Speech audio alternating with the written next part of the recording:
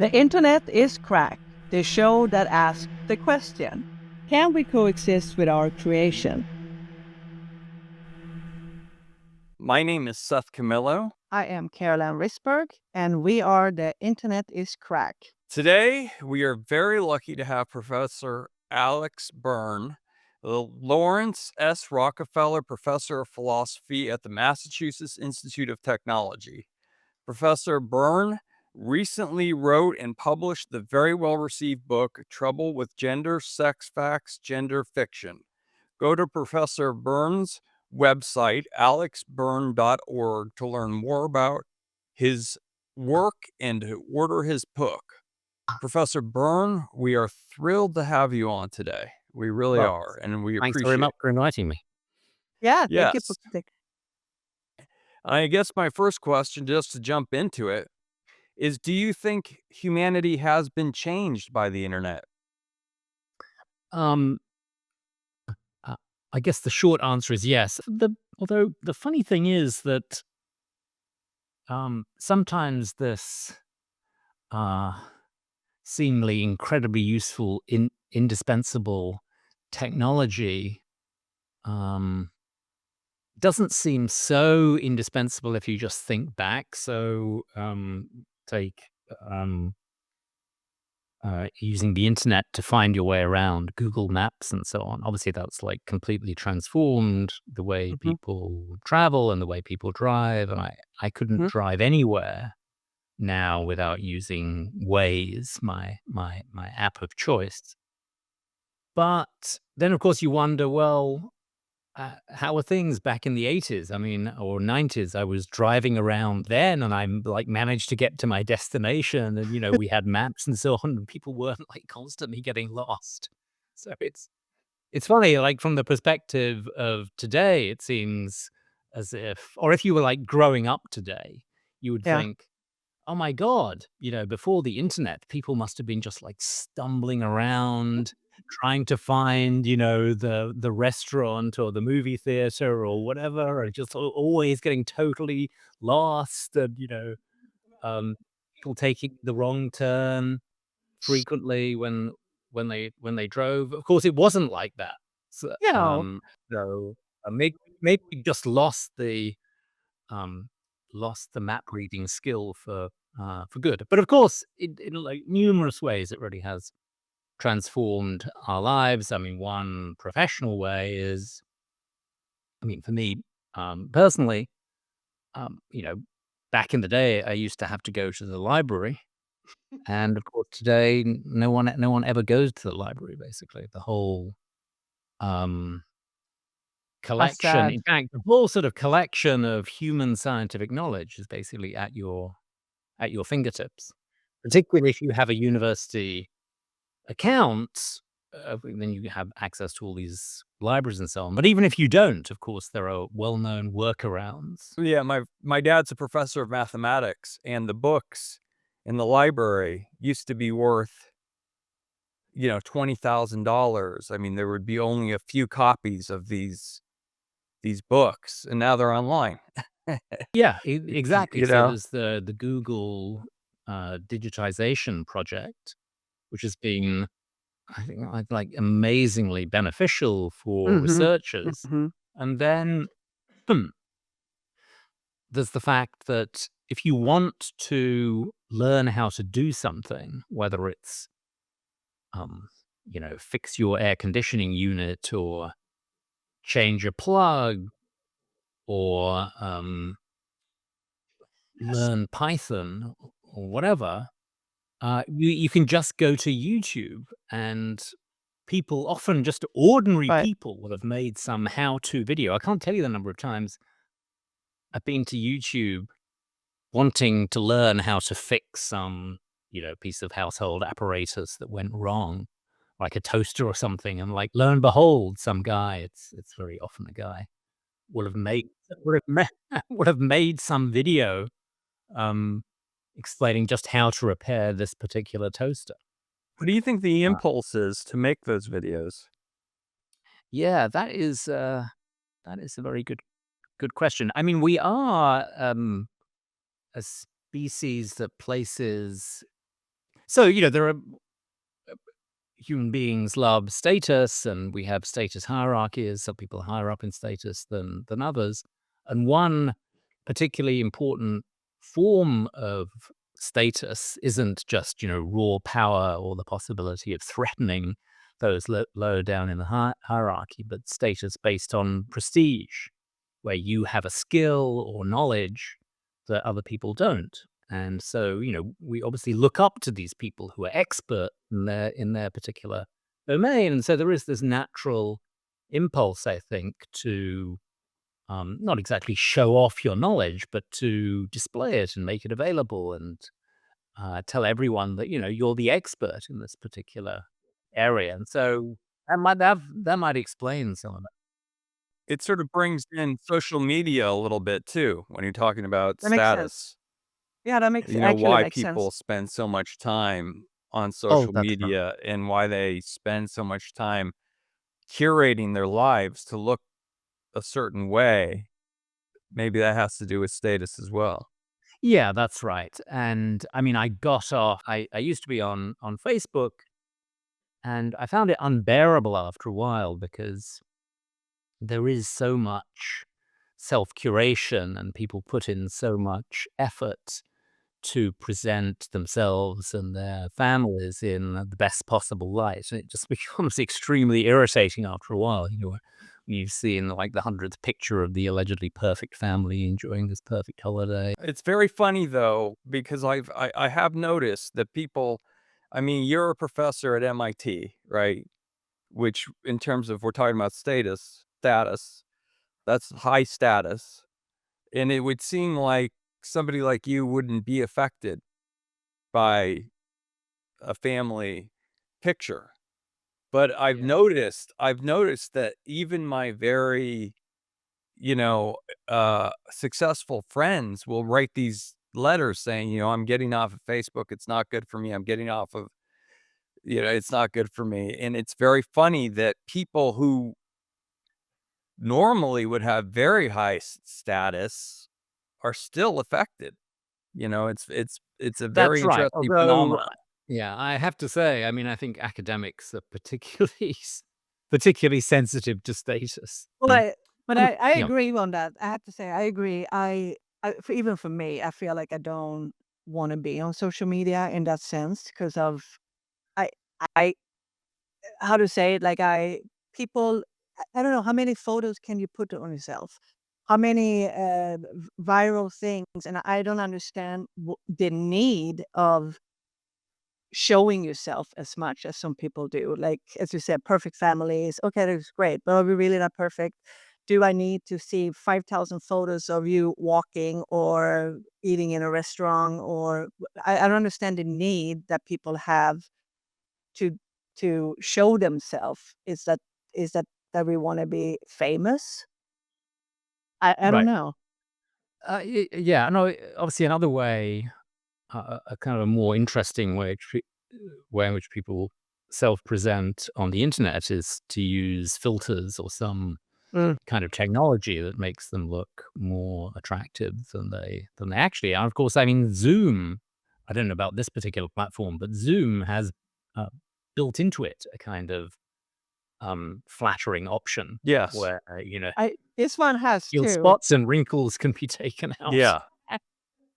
And You can have Botox, and yeah, then you can do special yeah, filters, so you look right. red. I mean, so you mentioned uh, my recent book, Trouble with Gender. Obviously, another way in which the internet has changed things is in the area of sex. I mean, as soon Yeah. as some new technology is invented, the the pornographers, like um, the the first adopters and often the most sort of creative adopters.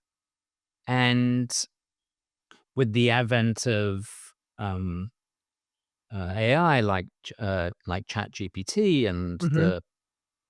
the ability to generate realistic images from text, there are these AI porn video generators. I Yep. mean, I think Mhm.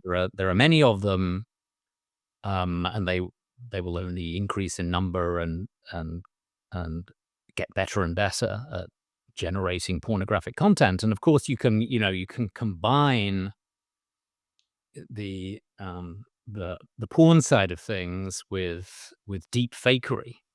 Yes. So, Oh, if yeah. you imagine, I can't think of any celebrities offhand. I don't know. Helen Mirren, let's Yeah. say.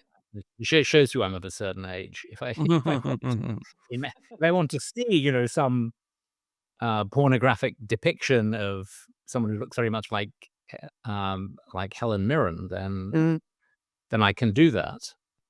I mean, you mentioned consciousness, and obviously another um, issue related to the internet and AI is whether Chat GPT is conscious or something. Yes. Uh, Yes. Very good question. And I feel that if it's not, it will be momentarily. Uh, I see. it is my feeling. Um, but I don't know how you measure consciousness. I guess there's the Turing test, but that just is whether you're that's a sort of a different thing. I know that Mark Zuckerberg was asked by a reporter, basically, do you think we're creating digital gods? I mean, right now it's, maybe slightly less intelligent than we are. But what happens when AI is 1,000 times more intelligent than us? And he sort of brushed it off, but I think that as a stupid question, but I think it's a very reasonable question. Jury's paper, as I haven't read it for a while, but it's basically sort of starts off with a question: Can machines think? And mm, Turing actually thought at the end of the paper that question was like too meaningless to be worth discussing. But he proposed replacing it, or if you like, in a way, operationalizing it by the question: Can machines pass the Turing test? Although, mhm, as I say, he didn't call it that. And what is the Turing test? Well, it's roughly, if you can't tell by chatting to the entity whether it's a chatbot or whether it's a human like you or Caroline, then um, the entity, whatever it may be, has passed the Turing test. And then the question is, okay, could we build a machine that passed the Turing test? But of course, as soon as you put it like that, you realize, okay, there's really no such thing as the Turing test. There are a mhm, gazillion number of different Turing tests because everything depends on, the topics you're allowed to discuss, or the length of the test, or the sophistication of the judges. So in a way, can machines pass the Turing test isn't really well formed. There was a famous, very, very simple program called ELIZA, which tried to imitate a psychiatrist in the mm, 1970s. Uh-huh. mm, And lots of people were fooled by it, and the way it worked was just it would just pick up on one word and spit back some vague, open-ended answer like, uh-huh, "Tell me more about your mother," or "Why do you feel this way?" or something like that. mhm. Exactly the sorts of responses that some therapist might give. And it was quite convincing, at least if you kept it to the therapeutic context. If you, like, asked it, "Who is the president?" or something like that, Right, right, it wouldn't say that the president is, Joe Biden or whoever was the president. right, right. Richard Nixon. Um, it would say, "Why are you asking me that?" or something like that. So he had no general knowledge and can be easily exposed as some kind of faker. But of course, now some very like demanding version of the Turing test, where you can basically talk about anything for hours on end, can be passed by Chat GPT four. It's interesting that they don't even know the people making these things. There's a point at which um, listen to there's a guy named Jeffrey Hinton who's called Oh the yeah, no, Godfather. he's like the father of all this. Yeah, Yeah, and he says Used to he work says in this. It used to be called connectionism back in the day. They don't call it uh that anymore, but I think my understanding is that the sort of the underlying architecture of something like Yeah. ChatGPT is somewhat Okay. similar to the And he old kind of said primitive he model. he said that, he said, he said, "We are providing algorithms, but beyond that, we don't know what's happening." There's there we're sort of creating something with the parts it needs to be smart, but we don't know why it's working, is what he says. Yeah, that's right. I mean, um, yeah. So one thing that's maybe worth discussing is Ye whether people are right to be worried that I can't remember if Hinton is one of the doomsayers or not, but certainly there are some very prominent people. Mm. I mean, the philosopher Nick Bostrom is an example, Mhm. and also Elon Musk. I have a clip of Elon Musk saying, he's more frightened of AI than nuclear war. Yeah, but then I mean, back in 2023 last year, Max Tegmark and his Future of Life Institute organized this open letter. I guess ChatGPT-4 had just come out. Yeah, Organized this open letter saying, "Oh well, we are calling for a moratorium, a sure. pause on development, Mhm. for 6 months, while we try and figure out what's going on, or whether the whole Yeah, thing can balloon into some, accidentally we create some malevolent super intelligence which is going to yeah. destroy humanity or something." Yeah, maybe we can get onto these doomsday scenarios because they're quite Yeah. fun to. Yeah. Um, and Elon Musk signed that letter. Yes. Mhm. Um, but then I did wonder whether it was just some kind of crafty ploy on his part to sort of get ahead of his competitors, because, of course, he's now come out with Grok 2, which is Right. allegedly more powerful than ChatGPT-4. So, and of course, no one, a little unclear what the point of signing these sorts of open Yeah. letters is, because obviously there was no pause, there was no No. moratorium. People just Right, right. like completely ignored it. I mean, one thing to point out, well, a number of things to point out about these large language models. So, of course, they're trained on vast quantities Mhm. of data. Tens of terabytes of data. What a terabyte is a trillion bits of data. It's like 1,000 Encyclopedia Britannicas, and they and they also cost like a huge amount of money And Yeah. to take an train. amazing So I amount of think, power. yeah, that's right. I think, is it OpenAI that does ChatGPT? I think that's Yes. I think yeah. I so, think Yeah. I yes. think they paid to train ChatGPT. They paid something like $100 million. So these are like not things you can like cook up in your backyard, in your home office or something. As of now, you don't I mean, in the future, we may be able to do it, and it may need a lot less energy and who knows? We may be able to access the data. Well, so one important feature of these things, which is kind of connected to how connected to our lack of knowledge about how they work exactly, Yes. is that Mhm. their task is just to predict the next word. So, Yes. Mm. given this vast English language human generated text corpus, what is the most likely next word in, the cat sat on the blank, Mhm.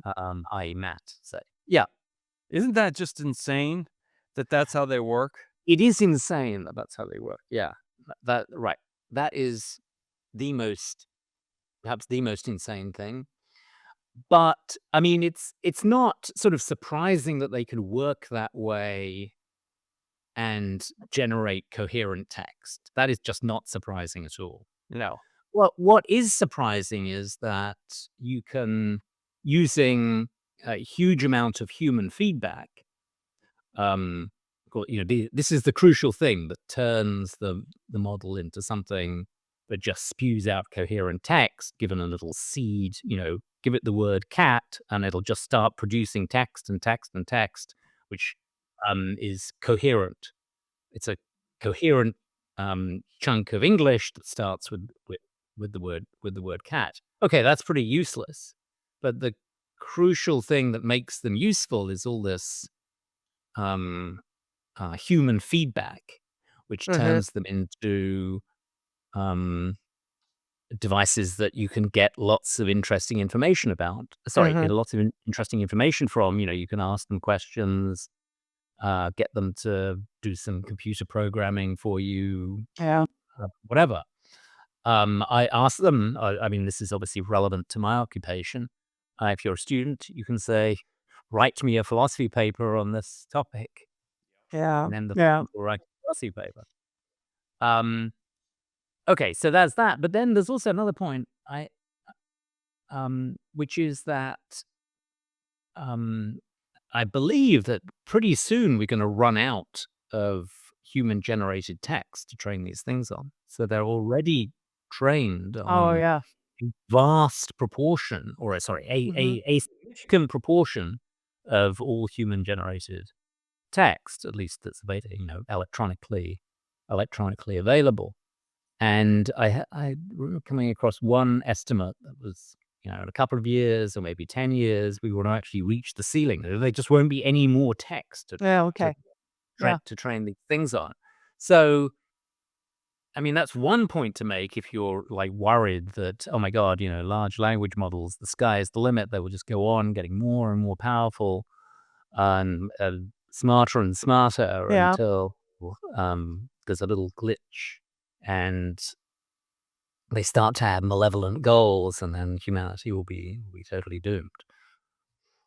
Yeah, I mean, I don't really understand, like, humans thinking in this. Like, let's say, why do people keep going? Like, the ones who creating all of this, they a lot of them have said that I've heard is saying, "Yeah, well, we still need to do, international not, universal bank because it's not gonna be more work for people," basically. And I'm I think I wonder, why do we actually keep going to maybe distinct ourselves in the end, if that makes sense. Like, why are we creating something that might, let's say, might take our all of work away, maybe who killing people or not killing or taking the jobs away, or like the atomic bomb, like they all knew what was going to happen when it did it.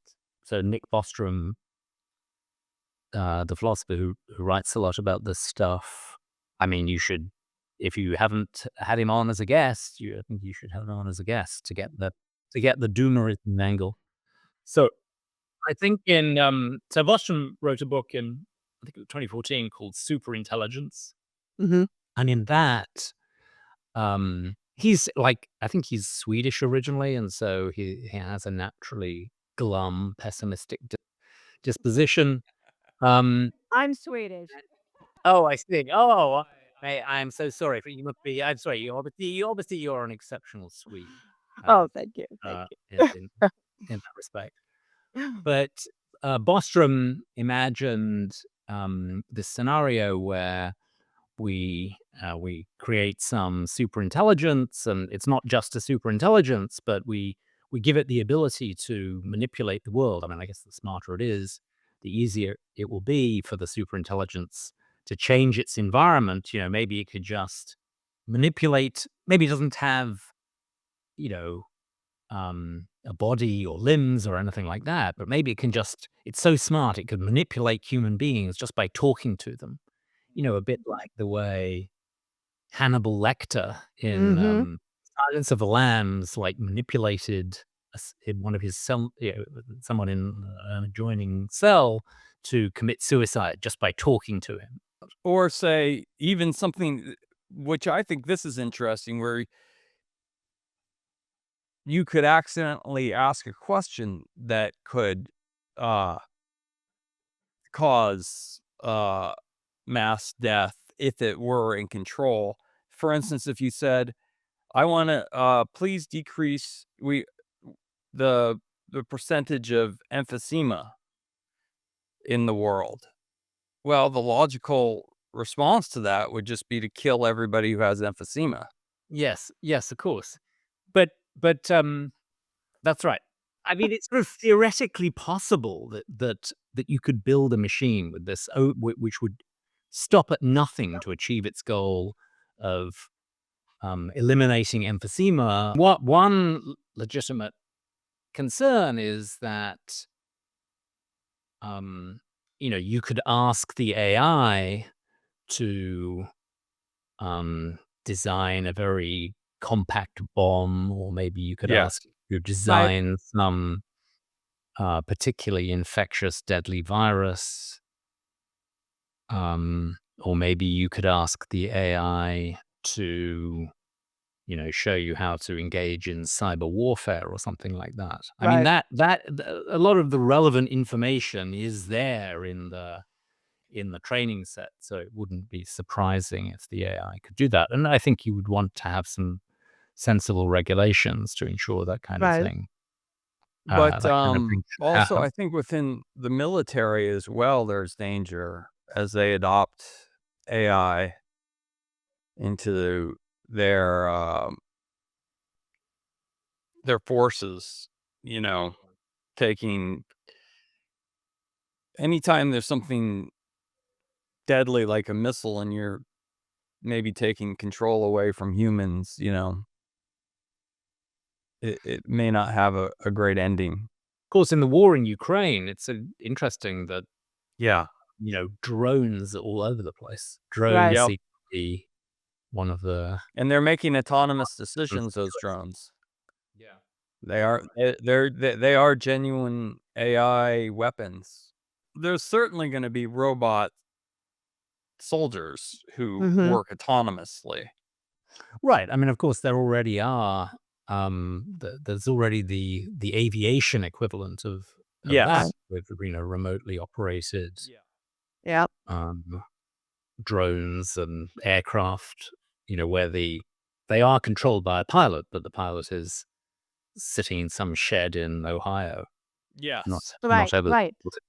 But I do think that in Ukraine, some of the drones are using AI. They're making decisions on their own.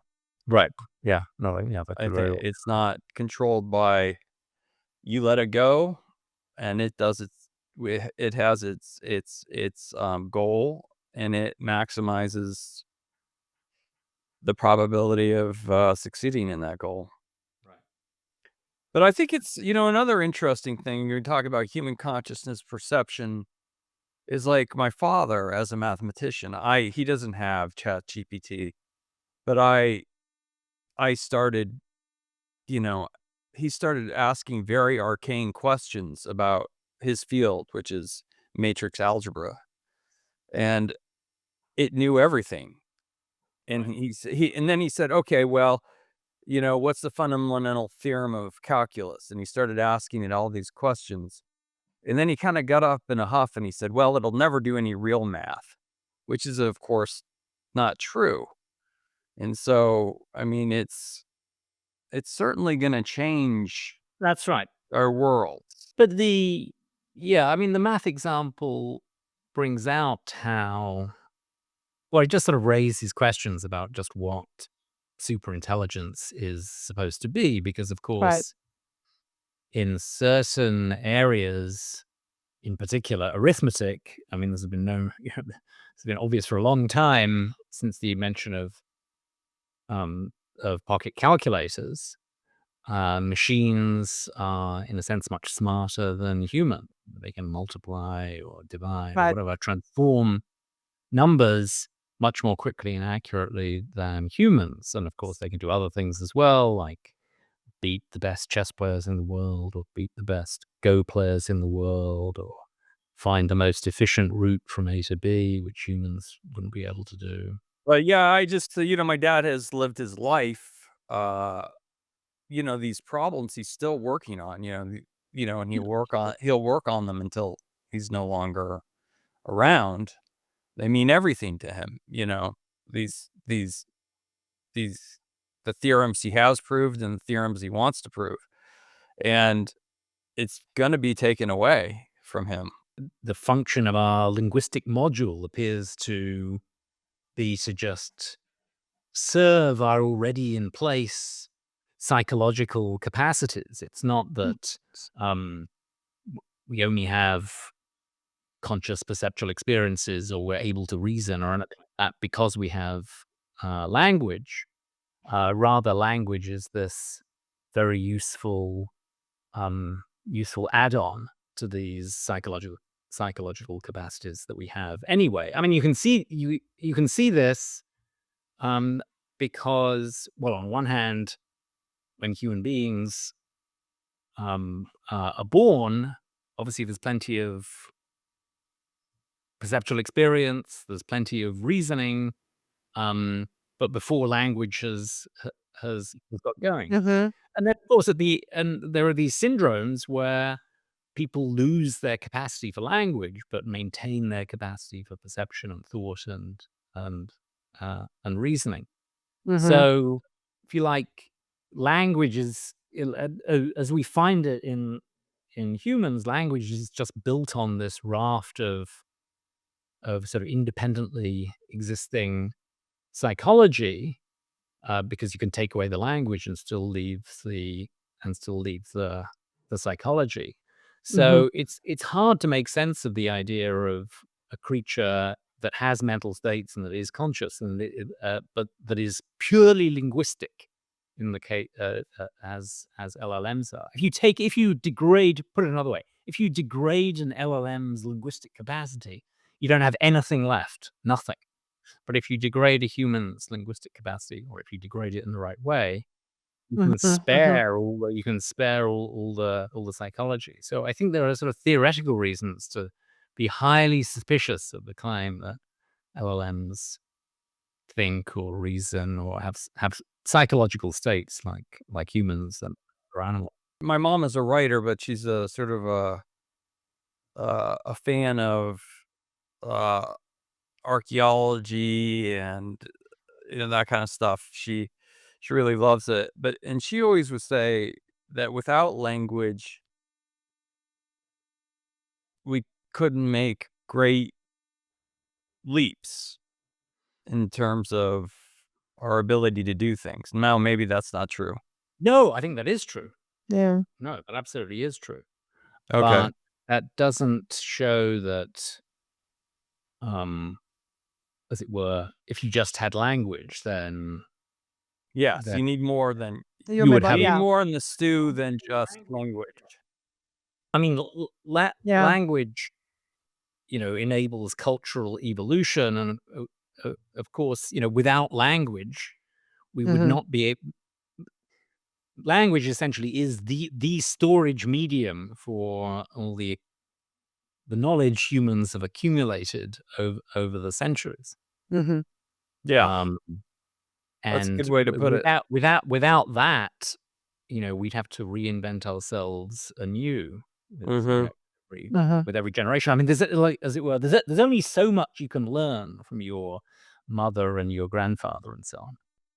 But one of my favorite observations is that these LLMs take up a city block of computers and need basically as much energy is produced by a nuclear power plant, a devoted nuclear power plant, and humans need a cheeseburger and a place to sleep. Right. It, Yeah.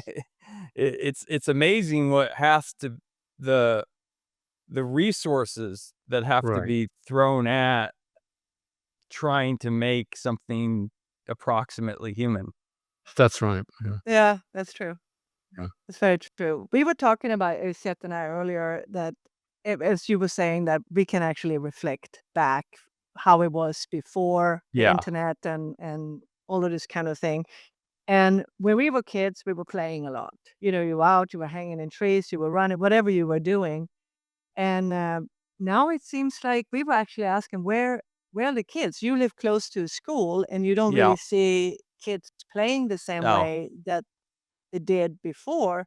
So where are they going? What are they doing? Are they, um, I don't know, are they just inside and playing games? Or because I even know with, I don't have children myself, but I know like some of my friends who have, the children communicate with a phone. So they can sit together in a room, but they are texting each other in the room. So they don't we don't interact the same way that we did, you know, That's years right. Yeah, back. of course. Yeah, of course. That's connected to the thesis of Jonathan Haidt's book, Mhm. the Anxious Generation, that the rise in depression and anxiety Yeah, in teenagers, Right. definitely. particularly teenage girls, is connected to their Yeah. social media use.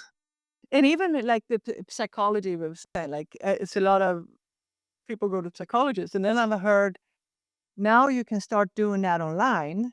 So you don't actually have to go inside the office to, you can sit at home and do it. And it's work out for a lot of people.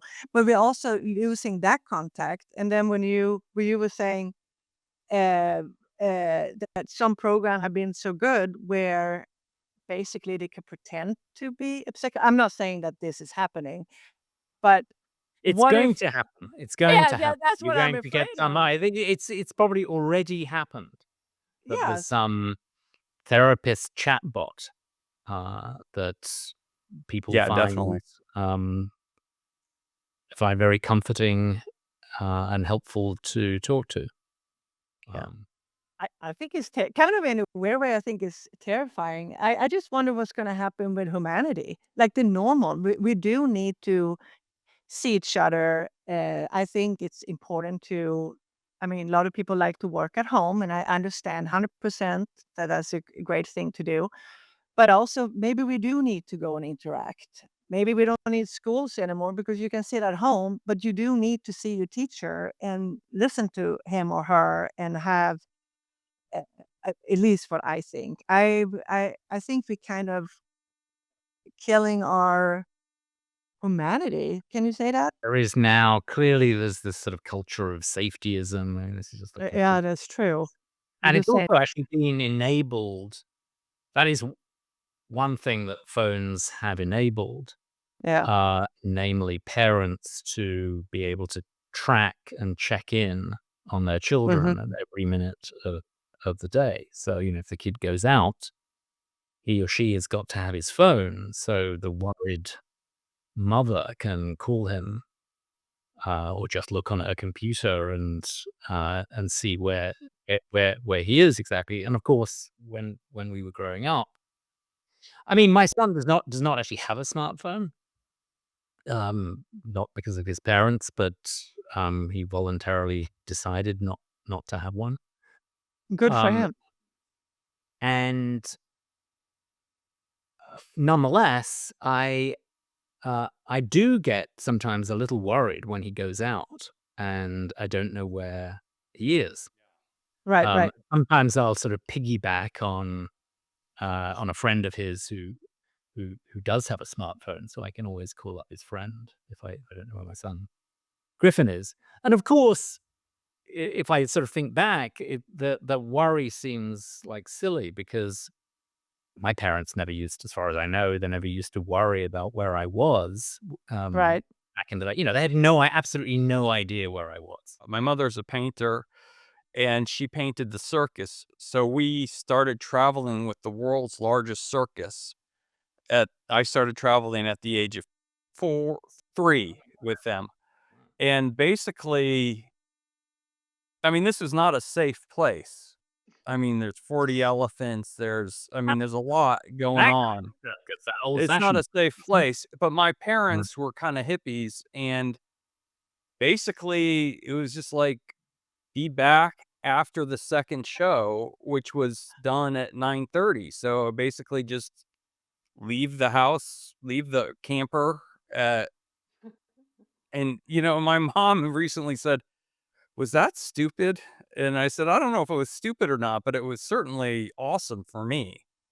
It was great, I didn't die, but, it certainly was something that nobody would let their kids do today. Yeah. No, I mean, the crucial point, I mean, the point that Haim makes, which I think is absolutely right, and this has got nothing to do with whether smartphones are directly causing anxiety and depression because girls are now obsessively comparing themselves to their classmates, but that may or may not be true. But one point um, that I completely agree with is that childhood, and in particular adolescence and puberty, this is designed by evolution to be a period of risk taking, where the kids start to know their limits and just what they're capable of, and what the risks and perils are uh, of doing various things. And okay, it might result in a few bumps and scrapes and maybe the occasional broken bone and so on, but it's all in the service of producing a much more functional, capable adult. And, it's exactly sort of analogous to peanut allergies. So, back in the day, the American Association of Pediatrics, I think it was around 2000, issued this advisory that parents should keep peanuts Mm. away from their young children because, of course, some young kids are allergic to peanuts, and this is very bad. Mhm. If you have a severe peanut allergy. But then almost predictably, this was completely the wrong advice. What you need to do, and they changed their minds on this, what you need to do is to expose children to peanuts. Like from the Yeah. earliest age, you want to like shovel peanuts at them. And that way you will reduce peanut allergies. People growing up on farms and exposed to lots of dirt and Yeah. bugs and whatever generally tend to have much more robust immune systems and be less susceptible to allergies and so on. I see the circus poster now Yes, I on your made a wall. Is that- documentary called The Circus Down the Mm, Road with Wow. my mother. Fascinating. We Yeah. started recording,